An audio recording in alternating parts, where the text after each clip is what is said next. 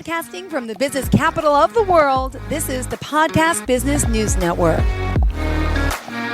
John Riggio, tennis pro architect, joining us live here on the show, hailing from beautiful New Jersey. Joining us live today to talk more about his amazing career as a pro tennis player.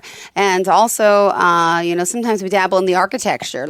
He's also that, and he does a lot with that. But he's the man of the hour, always with a good story. How are you doing today? Okay, great. Hi, Jill. How are you? I'm doing great, sweetheart. So please tell us a little about who John Riggio is and what you do, darling. Yes, I talk a lot about my architect profession, but also I talk about some stories of the past when I was a pro tennis player.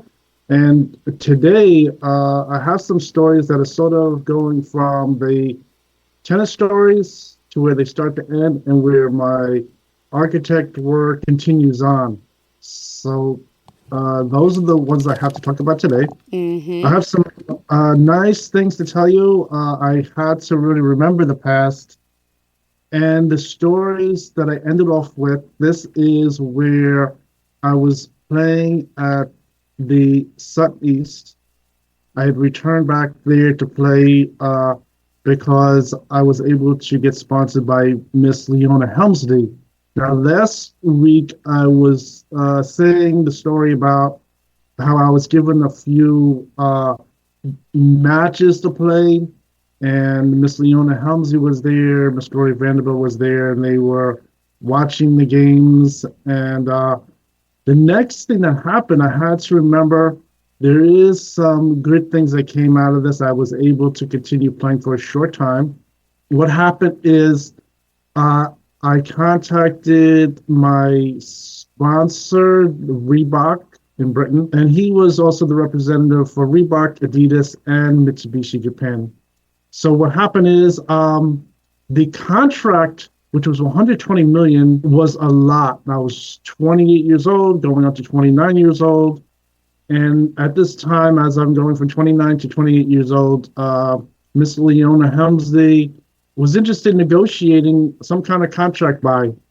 So she and maybe her lawyer were contacting Adidas, and it turns out they really couldn't make an agreement right away. They had to do all things with the courts, show that Adidas wasn't able to get me on the courts, and there was a wait time of, I forget how many weeks it was or months, but I had to wait until they showed after the fighting that they really couldn't get me playing on the court. So after that, then they were open for negotiation.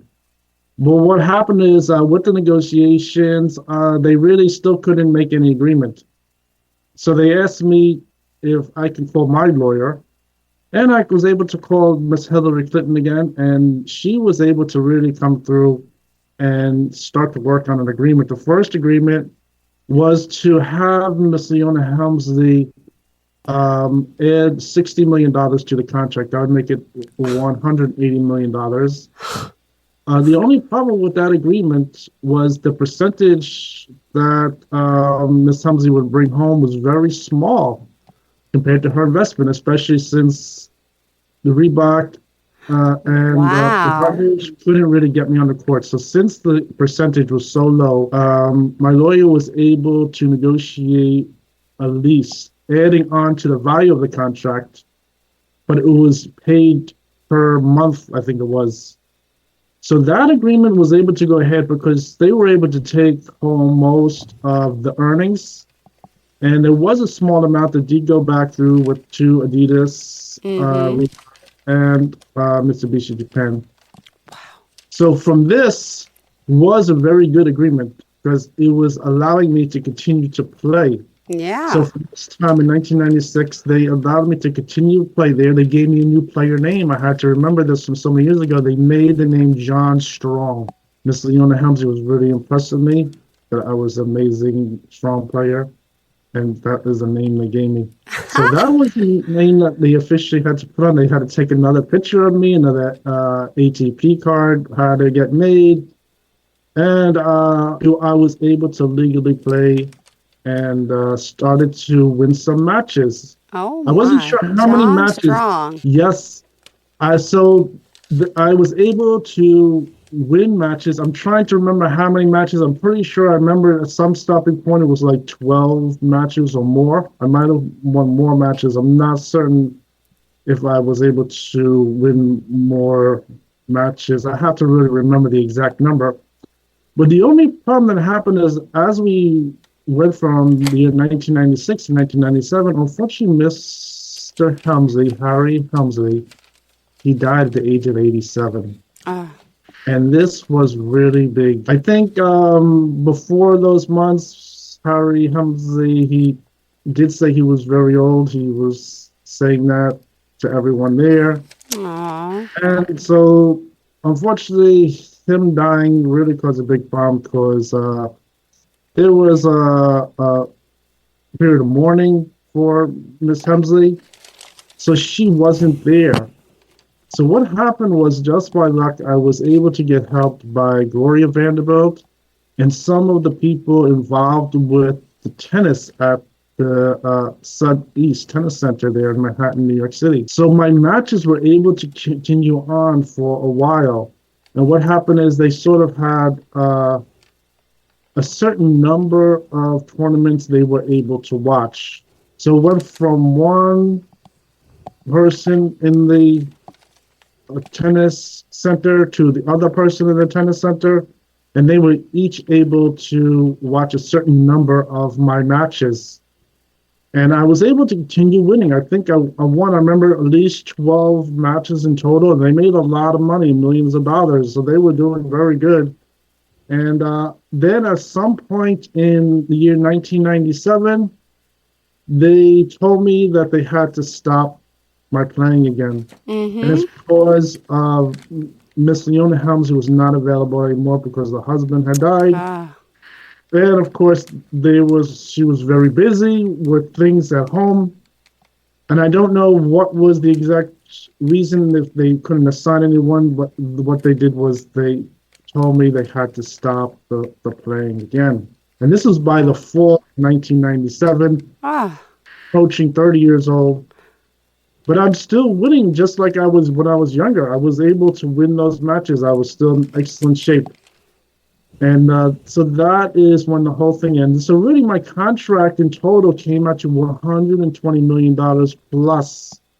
I don't know if can get considered $130 million or not, but I just considered like $100. But how much of that do you actually take home?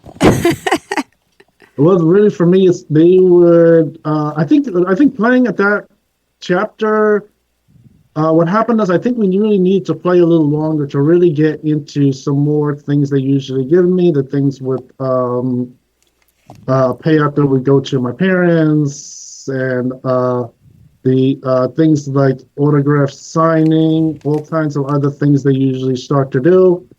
And I think this was, again, at another point where things had to stop a little. So, but you hear stories about people getting signed for millions of dollars a contract, and then they really get like $50,000. Is that kind of how it works in that business too? Yes, and it depends on if you have an agent. An agent can really bring that up to a lot. Unfortunately, I was short of not having an agent. One of my friends had me call their agent. I had a problem trying to get an agent. I was able to have a publicist for a short time. That was okay. And I think just thinking about the past, things like the agent, the publicist, things like that, we're really trying to get into something where I could start to do something on my own. Yeah. Where they can give me the information, teach me how to say, make money from the contract or appearances on my own, things like that. In fact, I was able to really learn how the sport business worked, and that's how I was able to put together these contacts to get my playing going again. So I was able to figure that out on my own. But I think some of the other things that might increase my amount of money I'd bring home and my visibility and things like that were things that they really needed to teach. They sort of gave me one-time things. And so that is what was happening with as far as like developing more of a sport income, and then more like a permanent sport income too, that maybe didn't have to do with just my playing on the court.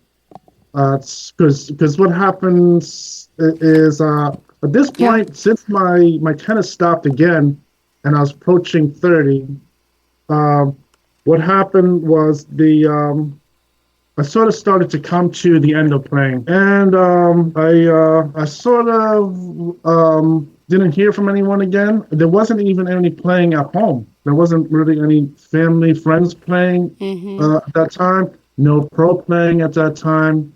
My contract stopped, and then I was back to where figuring out who was going to pick me up to continue playing. And I think at that time, since I was a little older, I didn't really look around to find a new sponsor. I just sort of stopped.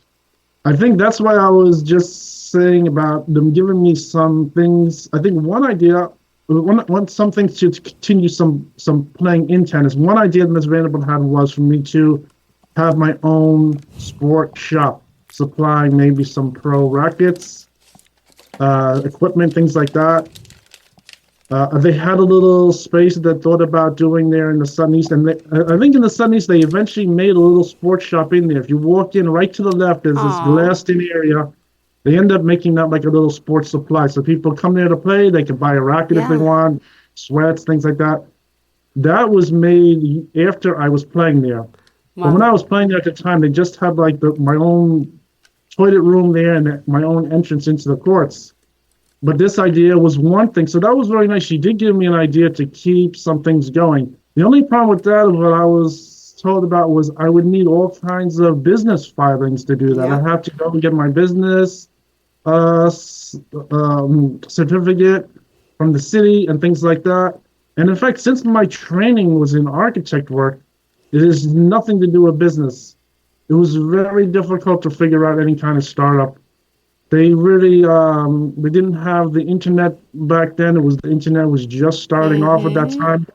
It was difficult for me to figure it out. I really would need a little more help to figure out what to do. So those were some things that I think could keep me around tennis, things like that.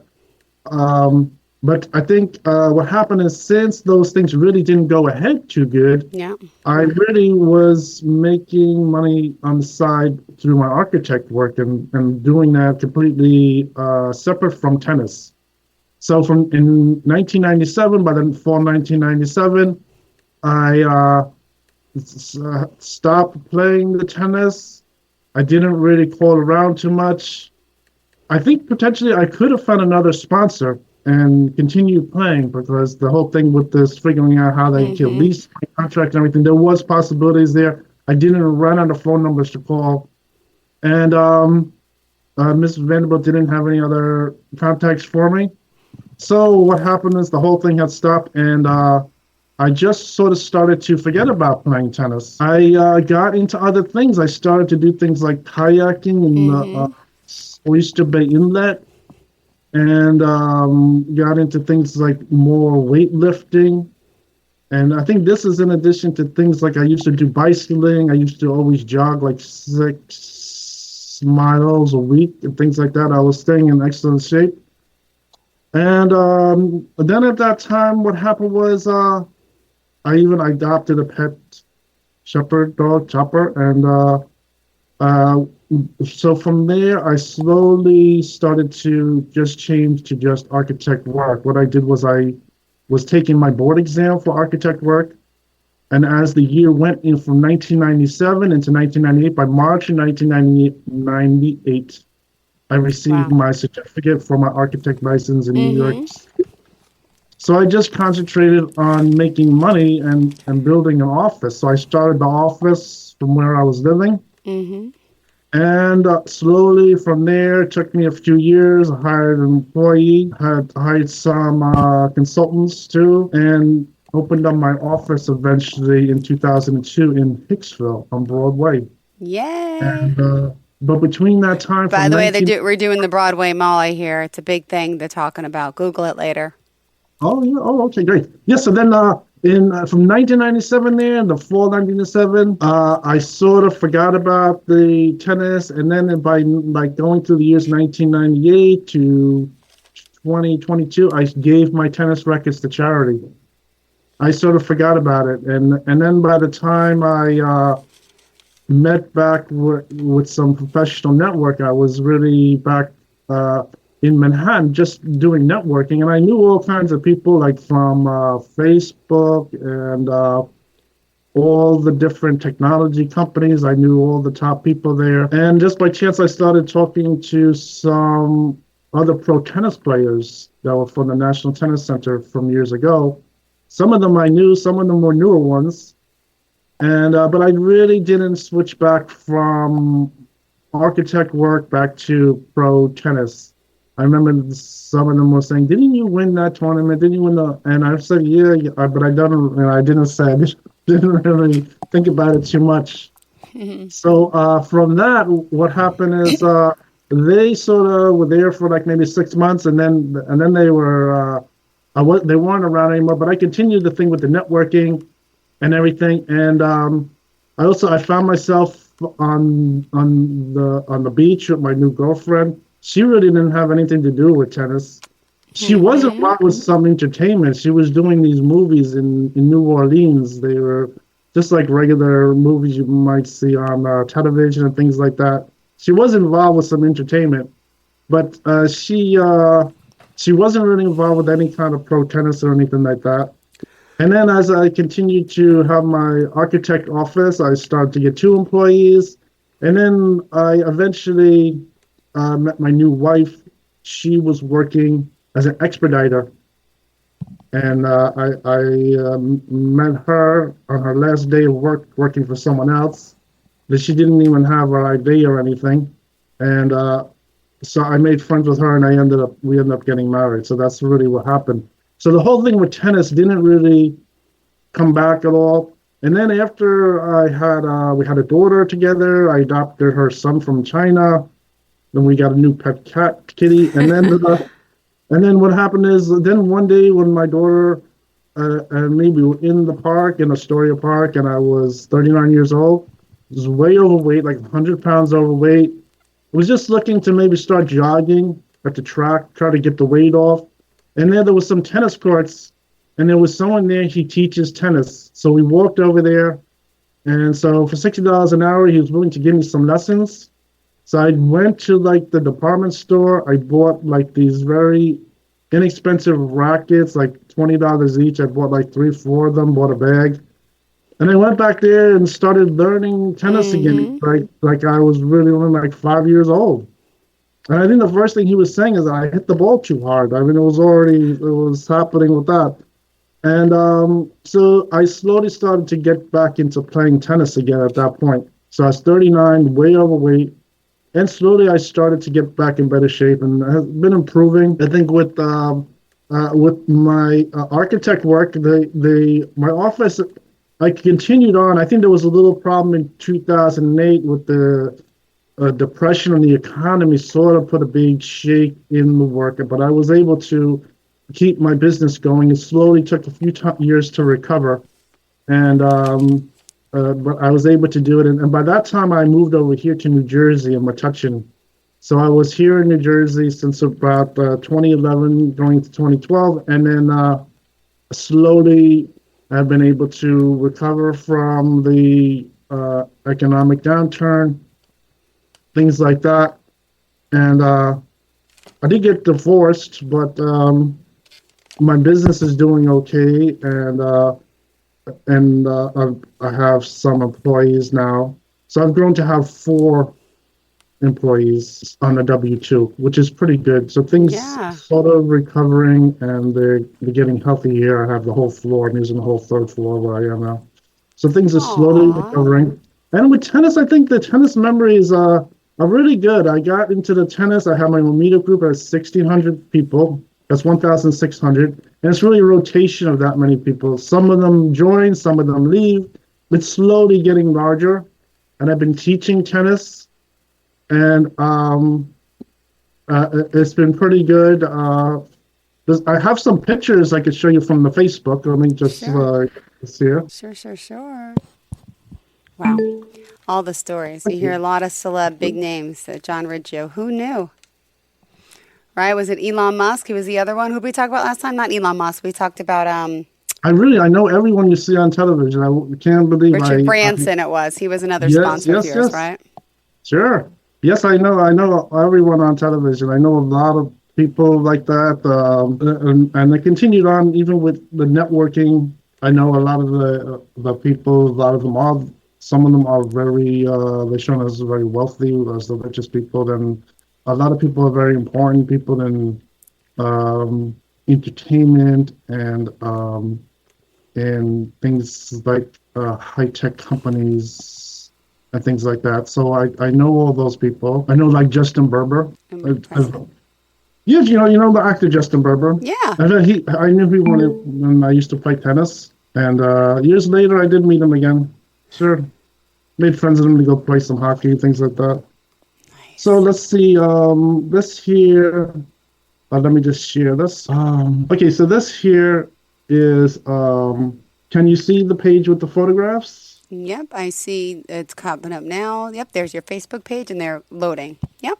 Okay, so it says here, still teaching tennis. Let me just open the page. So I think this is my group that I made here, and it's grown. I've had the group for a long time, since 2016. I started the group, and now it's 2024. So I've had it for a long time, 8 years and longer. It was really in the July of 2016. And the group has grown. This is one of my teaching classes. I teach people who, some of them never played any tennis before. I usually recommend them to just go to the department store and buy a racket. And it's always good because I always like to see what brand racket they're going to buy, how it looks.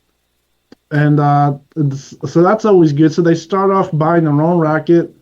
And as they play here, I teach them and they start to move up, maybe to level 1, 2, and 3. And then I may recommend them to buy another racket and things like that. And they slowly learn how to play better. And this is everyone here playing on the courts. I have everyone starting off with a lot of singles. Sweet. And let's see some pictures. That's me on the court. That's me on the court again. There I am playing with the group. And let me see if I think I might have some other pictures. One of them is yes, my tennis group. Okay, so this is another one. This is under the lighted courts here. And playing doubles. So this is for more advanced players. This is the where we play, and they're a little bit better. They're already playing like at a level 3 or more. This is in Staten Island in the wintertime where the bubble is. Wow. The sky's beautiful too. Oh, this is a video. I don't. Can you see the video going? It's going in and out. It looks like you're flipping pictures really fast. This there you is go. my newest group of learning, and they're doing very good. This is teaching them how to play the numbers as far as they're learning how to play a game. I'm teaching them how to play a game. You start off, it says 15, 30, 40, and then they win the game, and I teach them how to play the game, and so that is very good. So this is the video of that. Here in New Jersey, some of the courts have been renovated recently, and hey, that's you. Yeah. So some of the courts have been renovated. So I moved them from one court to another court. Everything seems to work pretty good, and everyone likes playing. Let me just stop sharing this. I think everyone really likes playing the tennis meetup and everything like that. And then when I came back to playing tennis after 39, I tried some different kinds of things, going to some of the different tennis centers, tried some of their leagues. I even went back to some of the locations that I used to play tennis as a pro years ago. I wasn't really thinking about it too much, and I tried some of those locations too. And now with the meetup is working very good, and I've been playing that for a long time. And so I think that is really what's been happening at the present time. And then, of course, I told you the story the way I went to Japan and met my old sponsors and things like that. So I've been working on all kinds of memories from the past, trying to get more involved with tennis again. And it's been pretty good. I think from the time in the end of 1997, things just shut off. I didn't know what was going to happen with the sponsors and anything. And then things are slowly coming back. Since I've been 39 years old, I've been slowly getting more and more involved with tennis. And I know it's taking so many years. Yeah. It's taking so many years to remember all the stories and to really also playing tennis, to start to play better with tennis and really remember all the different how to hit the ball and play on the court and things like that. It's taken me a long time compared to when I was younger. I know when I was playing those tournaments at the tennis centers, they were saying each year I was playing is equivalent to 4 years or more of tennis. Wow. So I think some numbers I remember, they were telling me some of the players that go around, they might play one match per week. Oh my God. And if I'm there at the tennis center, I play maybe 2, 3, 4 matches per day. I'm playing so many more matches that I think even like the last year, I remember winning at least 12 tournaments, maybe more. I don't really remember the exact number right now, but I think I must have played like 6 years of tennis in 1 year's time. It was amazing when I was able to get going playing. Gosh. I was able to play a lot of years, and now that I was coming back to tennis, I do play on a weekly basis, maybe 2 times or as much as 3 times per week, especially in the warm weather. In the winter, It slows down a little, but it still is. I think for some reason in the older years, it's taking. Things are going much slower compared to when I was younger. Things were going amazingly fast. And I apologize. We're out of time. We're over. We do this every week. We got to watch the clock better, but we get so enthralled with your stories. I'm so sorry, John. Riggio, we must go. Would you mind stop sharing the screen? And what we're going to do is just remind everyone how we can contact you. Sorry, John. Oh, okay. John Sure. Riggio. So you can contact me. Go to my webpage, www.johnriggio.com. That's for my architect work. And for my pro tennis, you go to John Riggio, Pro Tennis Player. It's on Facebook, and it has all kinds of pictures and stories. You really Thank you. So sorry. We always run out of time, but it's a pleasure having you. See you next week. Happy early Thanksgiving. If we don't talk, have a good Turkey Day. Bye. Hello, my name is John Riggio. I'm the CEO of John Riggio, RA Architect, LLC. I provide architect services in the New York City metropolitan area. That includes New York City, New Jersey, and Pennsylvania. My areas are specifically Long Island, the 5 boroughs of New York City, Westchester, Yonkers. In New Jersey, it is North Jersey, Central Jersey, and South Jersey. In Philadelphia, the areas are the Philadelphia metropolitan area. You can find out more information about my company at www.johnriggio.com. That's spelled JOHNRIGGIO.com. And there you will find out a description of my work. It shows a portfolio, pictures of the different job types. And I also have my contact information there. It shows my business address. From there, you can contact me and we can discuss your project. First, we will make an initial consultation. And then from there, we will then go over designing your project and then constructing your project. So I hope to hear from you soon. Thank you. Bye.